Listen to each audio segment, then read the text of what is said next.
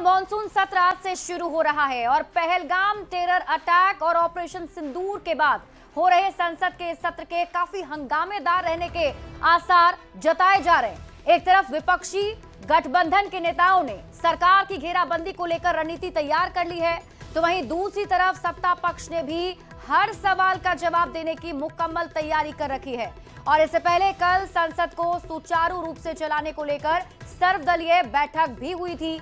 Monsoon सत्र 21 अगस्त तक चलने वाला है और देखिए मॉनसून सत्र के काफी हंगामेदार रहने के आसार जताए जा रहे हैं, क्योंकि पहलगाम टेरर अटैक के बाद ऑपरेशन सिंदूर को अंजाम देने के बाद ये पहली बार है जब विपक्षी गठबंधन को सवाल जवाब करने का मौका सदन में मिलेगा। और विपक्ष के जो गठबंधन के नेता हैं, जो पार्टी है, वो पूरी तैयारी कर रखी है सरकार से सवाल करने की। हालांकि सरकार भी मुकम्मल जवाब देने को लेकर तैयारी कर चुकी है।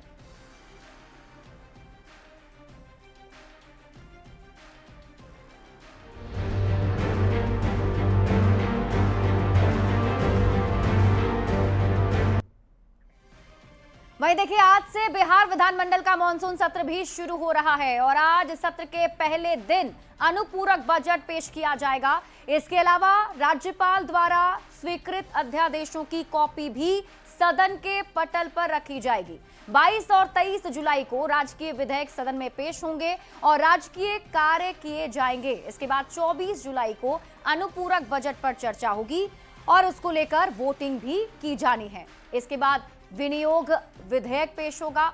25 जुलाई यानी कि सत्र के अंतिम दिन गैर सरकारी संकल्प पर चर्चा होगी। चुनावी साल में विधानमंडल के आखिरी सत्र में बिहार के कई ज्वलंत मुद्दों पर विपक्ष ने सरकार को घेरने की जोरदार तैयारी की है, तो सत्ता पक्ष ने भी हर हमले का जवाब देने के लिए कमर कस ली है। तो आज बिहार विधानमंडल का मॉनसून सत्र भी शुरू होने जा रहा है और जैसा कि हमने आपको बताया कि बिहार में फिलहाल चुनावी साल है, तो ऐसे में कई ज्वलंत मुद्दे हैं जिसको लेकर विपक्ष सरकार को घेरने की तैयारी में है। बिहार विधानमंडल के मानसून सत्र की आज से शुरुआत हो रही है। 5 दिनों तक चलने वाले इस सत्र में हंगामे के पूरे आसार नजर आ रहे हैं। आज ये सत्र शुरू हो रहा है, लेकिन कई मायनों में ये सत्र बेहद ही महत्वपूर्ण है, क्योंकि इस सरकार की ये आखिरी विधानसभा सत्र होगी। इसके बाद तमाम पार्टियां चुनावी गतिविधि में पूरी तरीके से जुट जाएगी। आज से शुरू होने वाले मानसून सत्र जो 25 जुलाई तक चलेगा, आज सरकार के द्वारा अनुपूरक बजट सदन के पटल पर पेश किया जाएगा। राज्यपाल द्वारा स्वीकृत अध्यादेशों की कॉपी भी सदन के पटल पर रखी जाएगी। अलग अलग समितियों की रिपोर्ट भी आज सदन के पटल पर रखी जाएगी।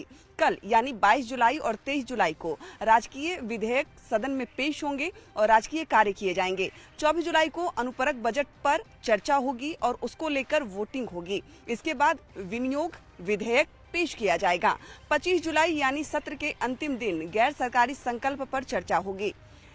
ये सत्र इस नीतीश कैबिनेट के आखिरी सत्र भी ये होने वाला है और ऐसे में सत्र में हंगामे भी खूब देखने को मिलेंगे। हालांकि सत्र छोटा है, बावजूद इसके कई ऐसे मुद्दे हैं जिस पर विपक्ष सत्ता पक्ष को घेरने की पूरी कोशिश करेगा। अभी हाल के दिनों में जिस तरीके से लॉ एंड ऑर्डर पर कई सवाल उठे हैं, कई हत्याएं हुई हैं, जिस तरीके से अभी हाल के दिनों में पटना की अगर हम बात करें तो कई ऐसी हत्या को अपराधियों ने अंजाम दिया है। ऐसे में सत्ता पक्ष पर विपक्ष पलटवार करेगा, हमले करेगा और कई मुद्दों पर उनसे जवाब भी मांगेगा। देखना दिलचस्प होगा कि आखिर सत्ता पक्ष की तरफ से जो तमाम पिछले दिनों राजधानी पटना की अगर हम बात करें तो जितनी आपराधिक गतिविधियों को अंजाम दिया गया है, ऐसे में विपक्ष के सवालों का सत्ता पक्ष कैसे जवाब देगा। और ये जो सत्र है, अंतिम सत्र है, ऐसे में हंगामे के पूरे आसार नजर आ रहे हैं।